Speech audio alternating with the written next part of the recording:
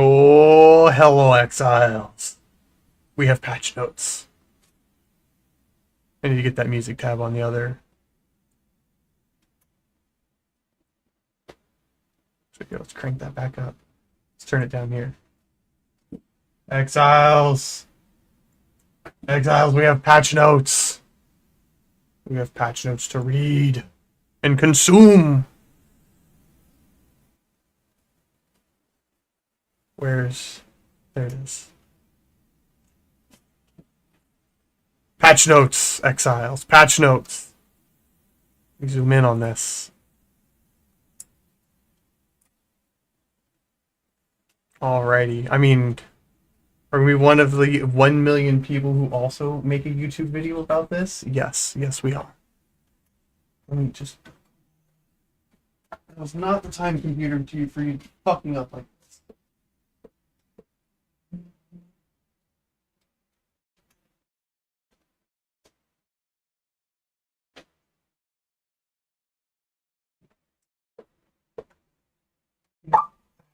This is gonna last.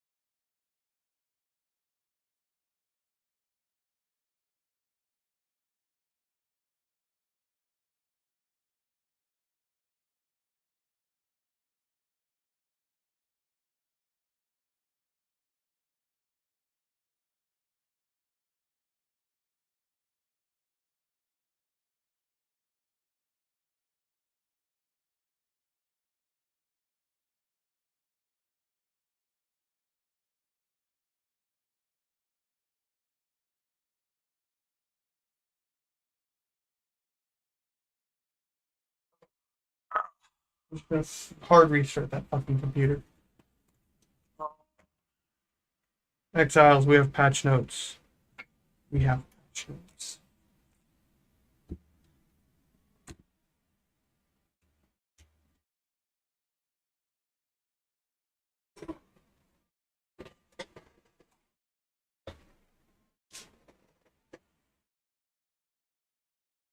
We have a table of contents. I'm excited. Let's get into this.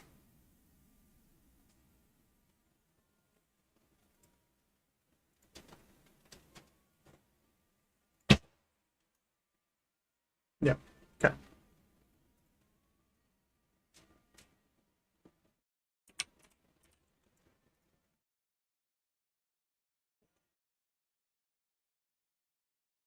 Fucking blow it out there. Go away.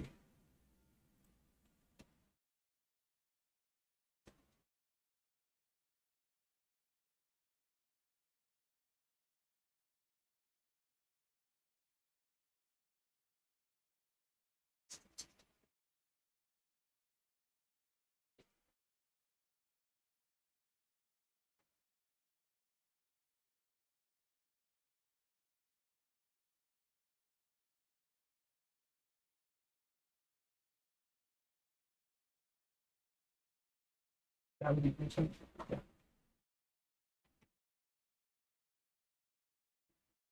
Right.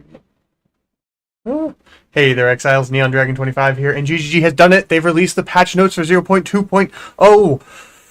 The hype. The hype is real. Let's get into it, Exiles. I'm so excited. Okay. We have a table of contents. Look at this table of we have a table of contents that scrolls. Content update 0.2.0, Path of Exile, Dawn of the Hunt. Dawn of the Hunt League. Starting a fresh new economy with the Dawn of the Hunt League.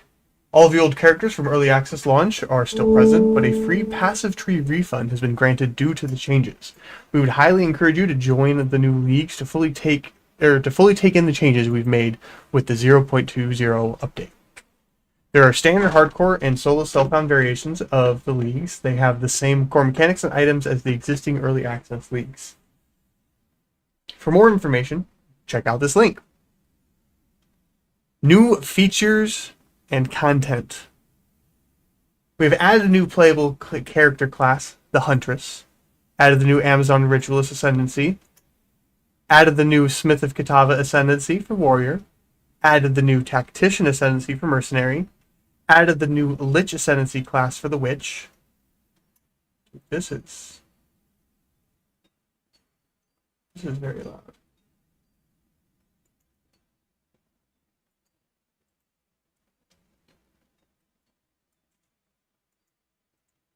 Okay. Added over 25 new skills, primarily spear skills. Added over 100 new supports. Added 2 new item classes, spears and bucklers. Added over 100 new uniques. Added 8 new endgame maps, each with new encounters and new rewards. Introduced 4 new unique strong boxes, special chests with unique encounters.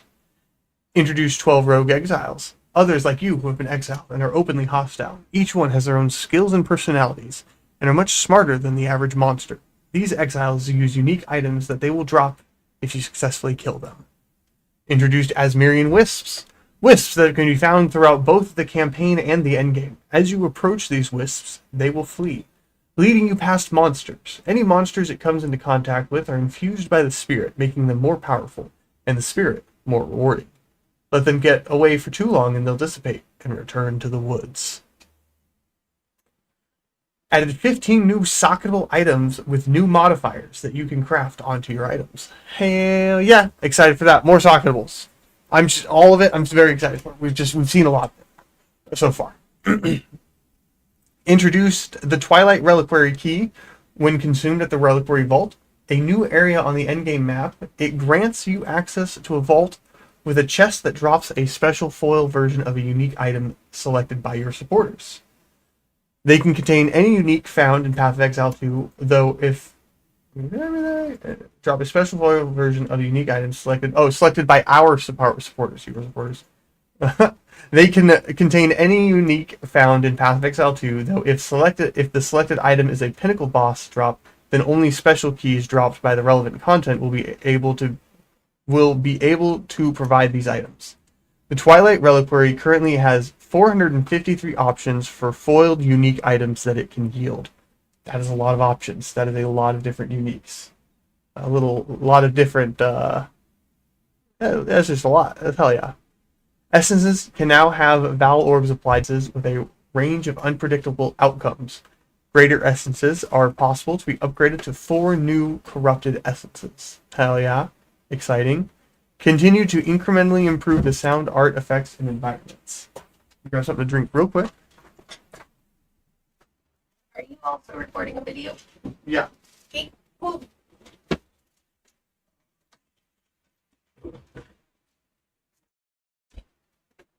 Oh, thank you.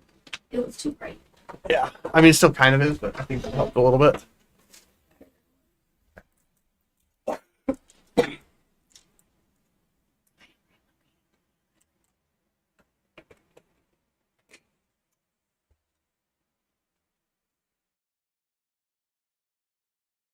Endgame changes.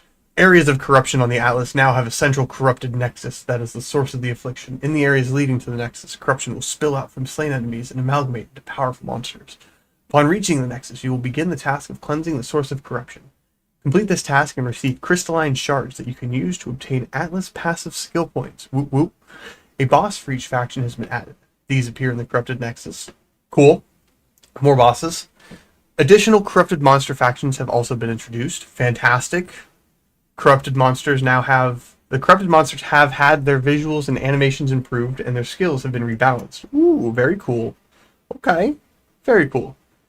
The corruption areas no longer implicitly have +1 to area level, but are now much more likely to have modifiers, and the modifiers can be more powerful. Some new corruption modifiers have also been added. Ooh, okay. New modifiers, and yeah, okay, no longer an implicit +1 to area level, so we might have to do a little more juicing to get them tier 17 maps. Cleansing a nexus will cause surrounding maps to become cleansed maps, which have their own set of monsters and rewards, including the newly introduced Fracturing Orb. The Fracturing Orb fractures a random modifier on a rare item with at least 4 modifiers, locking it in place. So you get that minimum 25% chance to lock the item or the modifier you want. And if you got 2 or more, then I mean, shoot, you're looking pretty good for that. In order to open a corrupted Nexus map, the waystone placed in the map device will need to have at least 4 modifiers. Okay, easy enough. You can now respawn and return to a map if you die. Upon first entering the endgame, you get up to 6 total attempts per map. As you add more modifiers to a waystone, the number of respawns goes down. Simple enough. Kind of allows you to more easily try out new builds and kind of figure out what's working and not working with them without just immediately getting gobsmacked and not having very good feedback besides just immediate death. In parties, everyone gets to respawn that number of times. Very cool. You'll be able to enter and exit your maps as much as you like, as long as you haven't died. Very good. All the loot is mine now. The number of portals is representative of the number of revives you have during the map. Cool. Once you start a boss fight, the respawning system will change to require the map owner to collectively respawn the entire party. This is so that you must still kill the boss from full life. If you decide to rush to the map boss without interacting with any other map content and then die, you will respawn at the boss checkpoint and only the map boss will be present. All the other monsters and content will be removed. This is to prevent cases where players would be able to farm multiple copies of the same rewards by dying on purpose. Ooh, wow, okay, that is thought out right there. Interesting, okay, so you definitely want to like interact with the content or clear a bunch of the mobs, stuff like that. The number of towers on the Atlas has been reduced drastically, but each new one is more powerful. Tablets, except Overseer tablets, inherently add twice as many mechanics to towers. Using higher tier waystones and towers will also now increase the number of mechanics applied by tablets. Awesome. By tier 15, the bonus is double, allowing a single tablet to now add 4 times as many things as before. Awesome.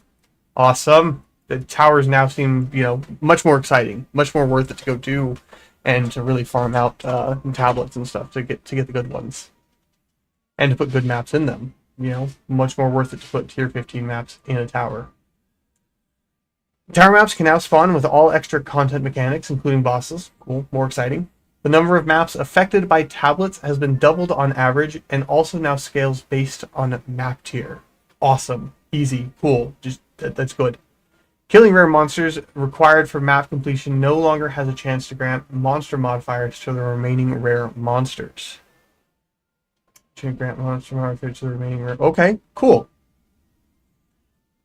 Increase the chances for rare monsters to have 3 or 4 modifiers in maps. Note, this means they drop more items. Cool. This is mostly to compensate for the removal of rare monsters, granting their modifiers to other rare monsters on death. I mean, that's fair, but still, just more dropped items. Yay, more loot. A checkpoint now spawns when the last available content in a map has been completed. Oh, that's cool. Yeah, that's awesome. So boom, checkpoint right there. You can kind of move around from there, collect all your loot. That's awesome.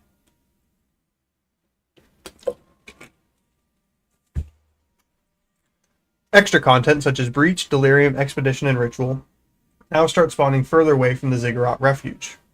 Cool, so you get like some blank maps to kind of move through and tier up in the end game before you immediately get gobsmacked with modifiers. How waystones are obtained in maps has been redesigned. Our intention is to make both sustaining waystone drops much more reliable and less dependent on random elements. Waystones can no longer drop at a lower tier than the maps you are in. Good. Very annoying getting tier 5 waystones in a tier 15. Waystones dropped by final map bosses will now always be 1 tier higher than the map you are in. Very good. It makes it a lot easier to sustain higher tier maps, or to even get into the higher tier maps and then sustain them. Final map bosses and the final naturally occurring rare monsters in tier 1 maps have a 100% chance to drop a waystone. Good. This scales down as you get into higher tier maps, but it will still be guaranteed with appropriate investment into waystone suffix modifiers and through the Atlas Passage tree. Fantastic. Natural waystone drops have been reduced to compensate. I mean, that's fine as long as it's just more sustainable and easier to sustain, and some guaranteed waystone drops. That's great. I think that's a very good change, very needed change, and will just make end game quality of life just that much better. Removed chances for waystones to drop a tier higher from the Atlas passive tree and lowered the amount of waystone quantities available on the Atlas passive tree. Cool. Again, if it's been totally redesigned, then we can absolutely free up those nodes on the passive tree. Fantastic. We can use those for other things, better things.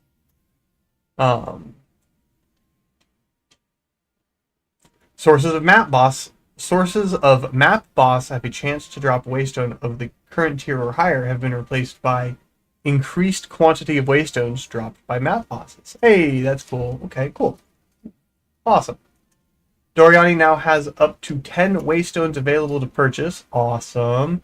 Either tier 1 or 1 tier below your highest completed tier. Oh, cool. So you can 3-to-1 them.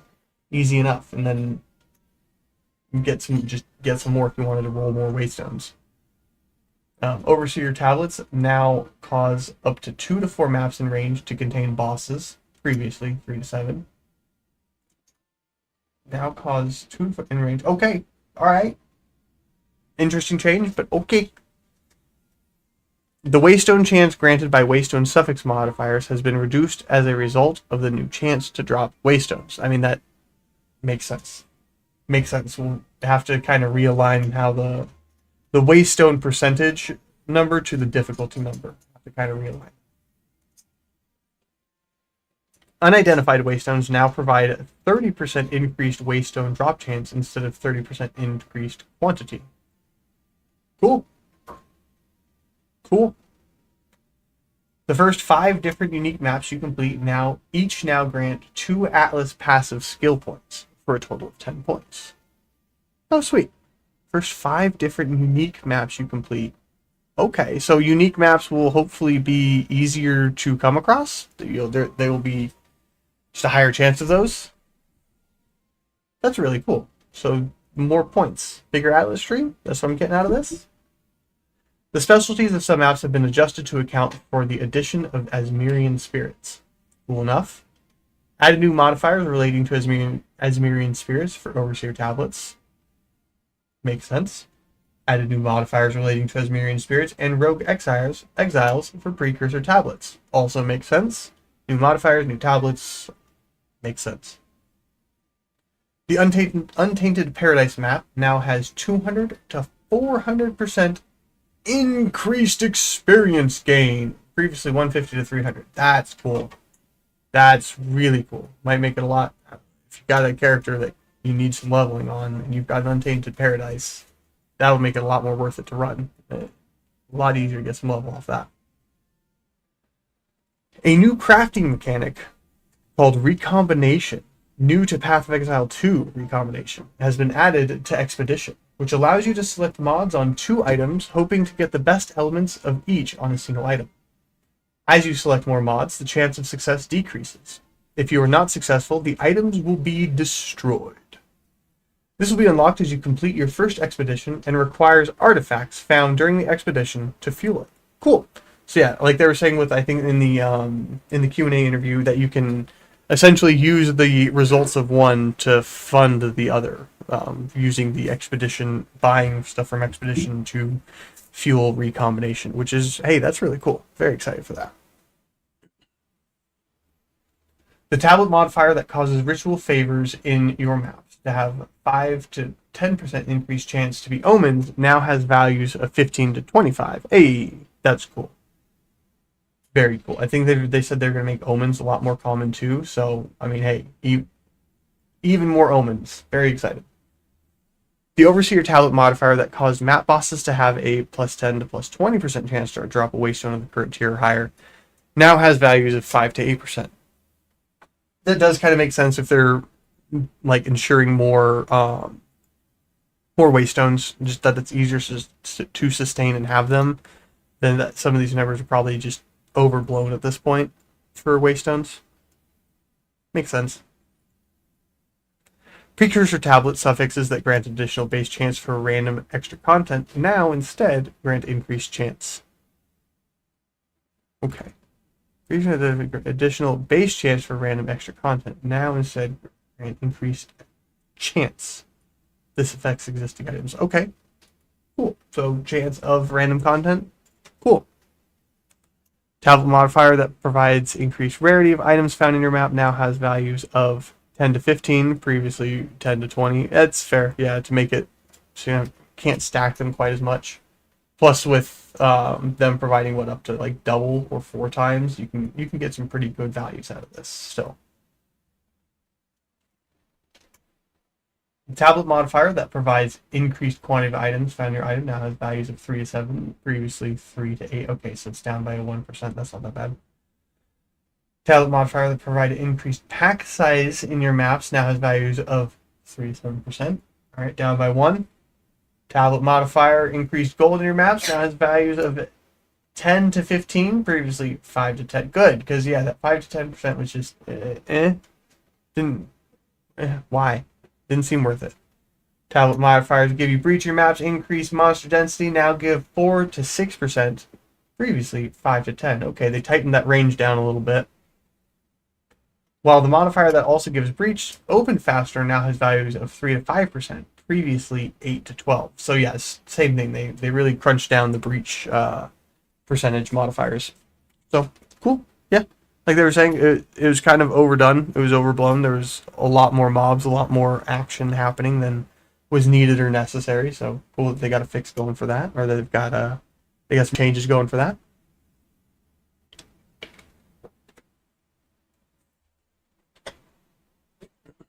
Tablet modifier for rare monsters having an additional modifier can no longer roll. Fair, I guess, I suppose. Sure. Again, with Waystones being more easier to sustain, and with the Esmerian spirits, and alright, fair. Modifier in Simulacrum for rare monsters having an additional modifier no longer appears. Cool. Various endgame quests that lead to the Arbiter of Ash encounter have been consolidated into a single quest. Okay. Cool. All bosses that are affected by difficulty and Simulacrum can now drop all of their specific unique items at any difficulty. It makes it much more worth it to farm them. However, rare uniques are even rarer at lower difficulties. This also applies to the drop chance for reliquary keys from this content. And that's fair. I mean, yeah, make it super rare, but also make it, so it's not like feels bad can never get the best stuff from running the lower tier content. Pinnacle boss content now takes roughly half the amount of time to unlock compared to before. In addition, Pinnacle bosses have been made much easier at difficulty 0 as well. It's our intention to allow you to face difficulty 0 of this content much earlier in your endgame progression while still preserving the difficulty of difficulty 4. And that's fine. That makes sense. Yeah. Have that be, you need to be uber powerful. You need to be super duper strong in order to take this level out. But yeah, difficulty 0, like, I want to encounter this boss. I want to be able to fight it, and yeah, I want to be able to make progress on it and not have to be just insanely powerful using a near broken build to do it. I guess you don't have to, but like that's how it was back in my day. Players no longer lose experience from dying in Simulacrum, the Twisted Domain, Old Ralph's Arena inside the logbooks, the Crux of Nothingness, or the Burning Monolith. Players also no longer gain experience from killing monsters in these areas. And that's fine. You're there to do the content of killing a boss, and it really did suck when you're like halfway through your level, 3/4 of the way through your level, or whatever. You're just like, I literally cannot do this can't even try, because I don't want to lose my XP. I don't want that to happen. So you wait till you level up before you try anything like this. And that was a feels bad moment. So glad they've addressed that and or are addressing it. Move to the location of the stash in Simulacrum to make it harder to accidentally start the encounter when trying to open the stash. Cool. Reduce the power of notables on the League-specific Atlas passive trees for acquiring logbooks, breach splinters, Simulacrum sprinters, and an audience with the king. Cool. And if they've made it easier to just see to get that content, then it makes sense that the notables could be toned down. Delirium encounters and maps now reward 1 Simulacrum Sprinter each time a reward type is filled. Cool. Simulacrum Sprinters can now be obtained through Delirium encounters in all map tiers with the amount scaling up per map tier. Very cool.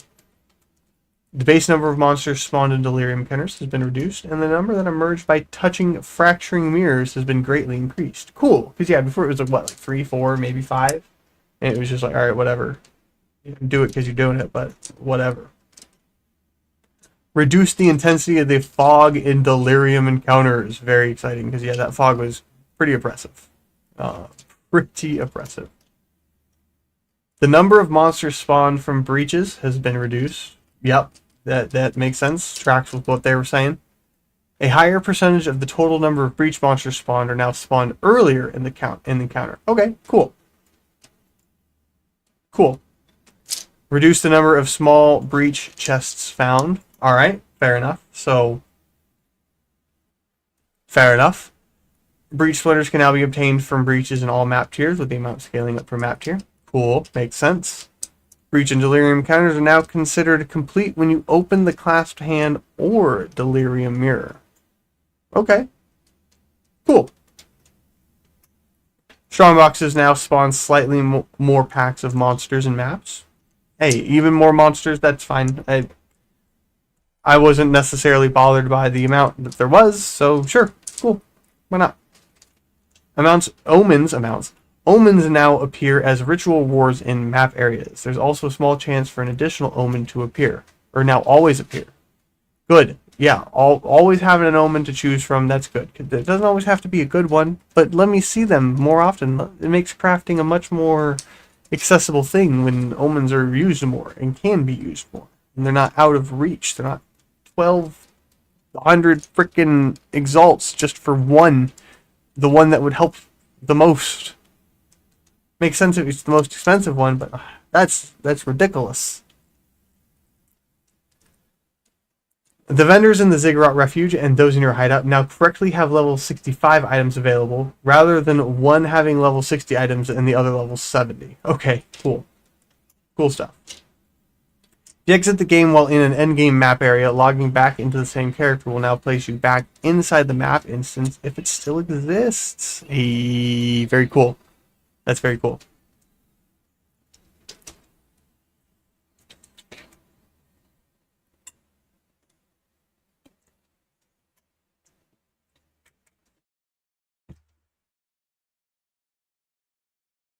Okay, we're about a fifth, maybe a sixth of the way through. We're going to speed up through some of these. Because while they're cool, without having hands on them, without being able to get in there and see like what they exactly do, I'm not saying it's useless, but it's just, it's good reads. It's just good reads until then. It'll mean more when I can get more hands on it. I can click it. Atlas passive tree changes. Added support for these Myriad Spirits and Rogue Exiles to the Atlas passive tree. Added more notable passes and reworked some existing ones to make the available choices more interesting. Very cool. Just very cool overall in this note point right here. The Deadly Evolution Atlas keystone has been replaced by a new keystone called Ecological Shift, which causes your maps to have 40% more chance to contain random extra content. Fuck yes. And 20% less number of monster packs. Aww. But more random content. Yay, more random content. Very excited for that. I wonder if we can overcome that in the Atlas, the 20% less. Can now obtain 40 Atlas passive skill points. Hey, cool, okay. Okay, 10 more points. 10 more points. We probably got more nodes, more things to choose from. Very exciting. The Crumbling Walls Atlas notable passive now has a 10% chance for an additional breach, previously 15, 3% chance for 3 additional breaches, previously 5, and 1% chance for 10 additional breaches, previously 2%. So, still see them every now and then, just half as often. The Extreme Archaeology notable Atlas passive tree no longer causes monsters to spawn with 20% of their life missing. Fair enough. The Frantic Invasion Atlas notable passive now has 50% increased quantity of breach splinters dropped by breach monsters in your maps. Previously 75.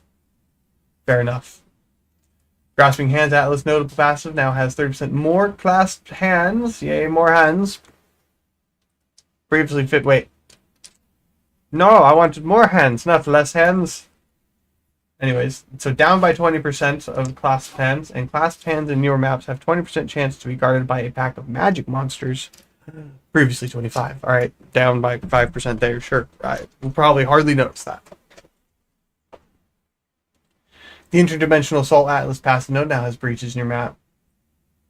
Have 10% increased monster density, previously 15. Alright, down 5% there.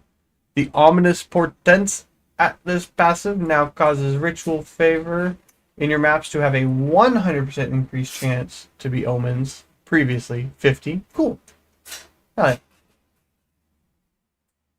And the Rising Fire Atlas passive node passive now has breaches in your maps have 25% increased monster density, previously 40%. Yeah, bringing that monster density on the breaches down.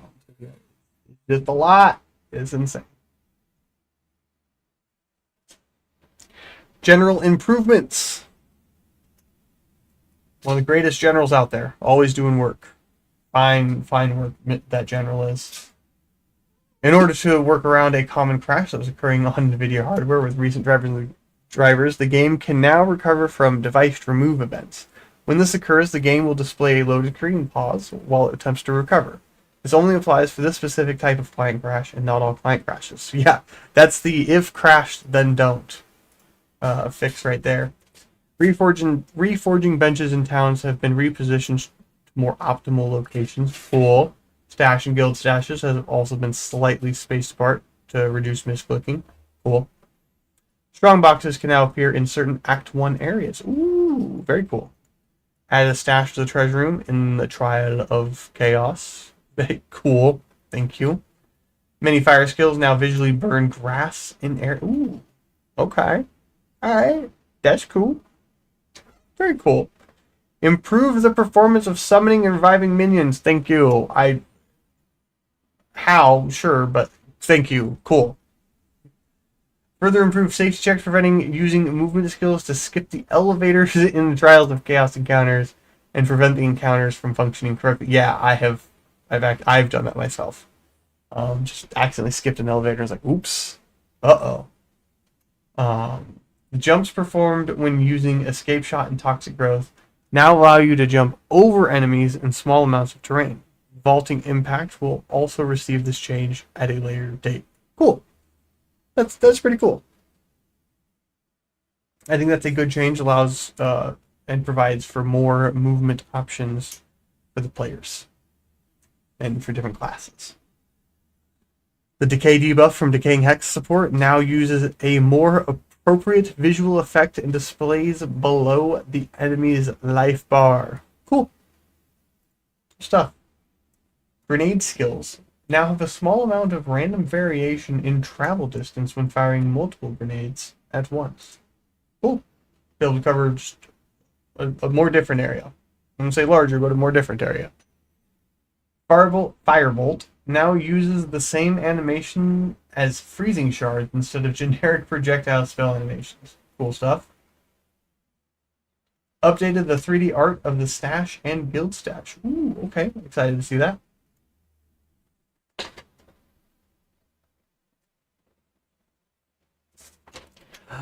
Player changes. Characters are now required to be at least level 25 to enter cruel difficulty areas and level 50 to enter endgame areas. Alright, fair enough. Put some level checks on that. Player's base attack speed while unarmed is now 1.4 attacks per second, previously 1.2. Cool, little buff there. Killing Palm, Shattering Palm, Staggering Palm, and the Hand of Chalupa now have 25% less attack speed to compensate for this change, previously 10%. Alright, fair enough. Freeze now builds up roughly 48% slower on enemies, so freeze is not going to be... I mean, it's still going to be viable, it still is, but just not as viable as it was. So, fair enough.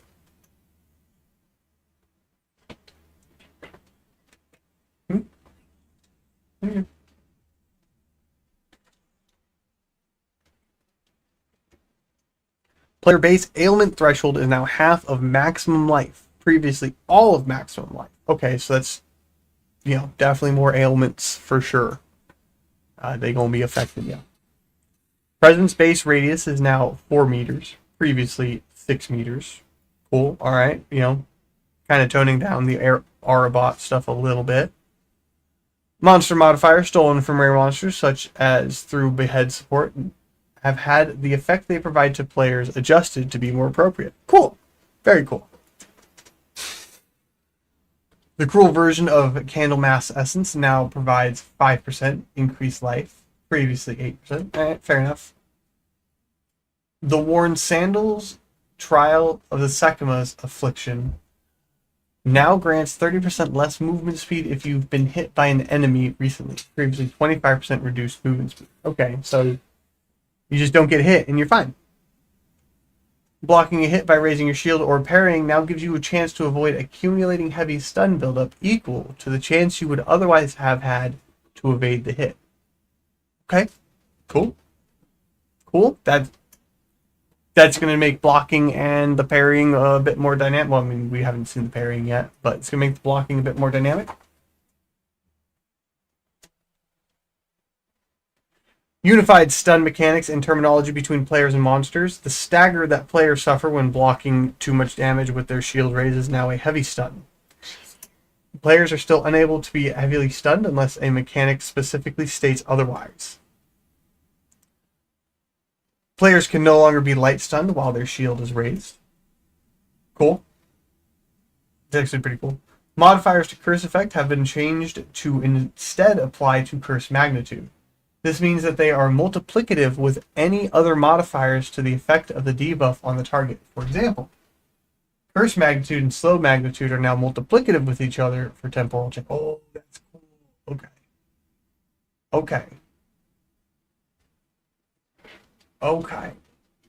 I think that's gonna be able to make like temporal chains on the Chronomancer a lot better. You can slow things down a lot easier. I'm excited to see that. Player created objects such as ice crystals no longer have a monster power value. Fair enough. Makes sense. Ice crystals can no longer apply on-kill effects such as Herald of Ash and Trample does overkill. Yeah, yes, yeah, that was gonna happen. Well, sad to see it go, but it was fun while it lasted. Players have 50% more light stun threshold per time stunned in past 4 seconds, previously 25%. Cool, we'll buff on that. That's good, especially if they're making the stuns more effective and happen more. Your heavy stun bar now doesn't start emptying until the heavy stun animation is finished. Alright, fair enough. Instead of when the animation starts. Okay, there you go. Gotta wait for your animation to stop before you start emptying. Heavy stun duration on players now 3 seconds. Previously 1 second. Oof, that is punishing. Heavy stun is punishing right there. Players cannot block or evade hits while they are heavy stunned. Yeah, that's, makes sense. Heavy stun with capital H. Critical weakness stacks now track duration individually rather than refreshing the duration of all stacks when a new stack is gained. Hidden targets can no longer... Wait, hold up. I just kind of kept writing. Critical weakness stacks now track duration individually rather than... Okay. Fair enough. Yeah, cool. Cool. Hidden targets can no longer evade. Pinning a target now also causes them to be light stunned. The base duration for Endurance, Frenzy, and Power charges is now 15 seconds. Fully broken armor now causes enemies to take 20% increased physical damage from hits. That's good. That's good.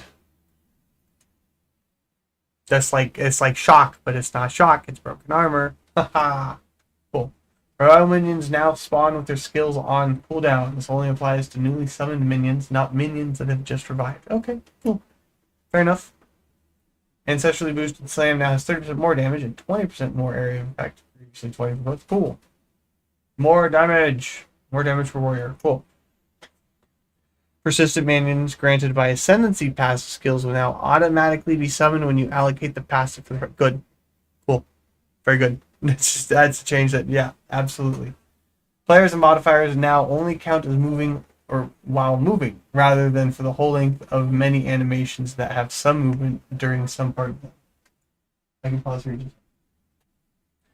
Setting a stat to a specific value, such as Chaos Inoculation, setting your life to 1, or Blood Magic, setting your mana to 0, now occur before conversion is applied to that stat, rather than being ignored by conversion.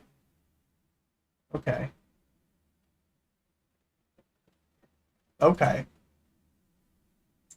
So, I think that's going to have an effect on things like the Atziri helmet, and such like that. I'm pretty sure that's what that has an effect on. Okay. Let's see where we're at. Where are the ascendancy changes?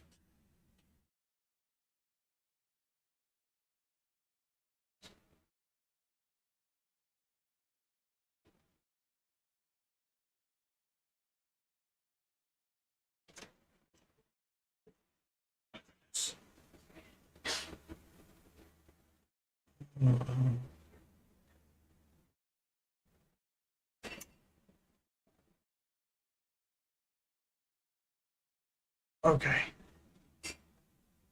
Okay. We will go. I saw the Protomancer. I'm like, I want it. Okay. We'll go over these in a little bit.